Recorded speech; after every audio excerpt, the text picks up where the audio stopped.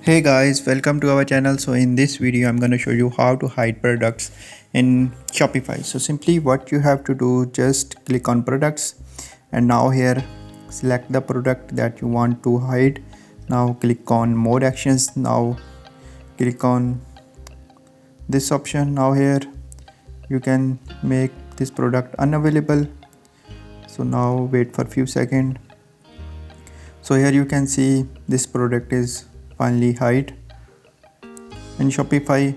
So in order to do all hide products, simply select the same relevant option, and now if you click on this, or you can select it one by one you want to remove, and now click on unavailable.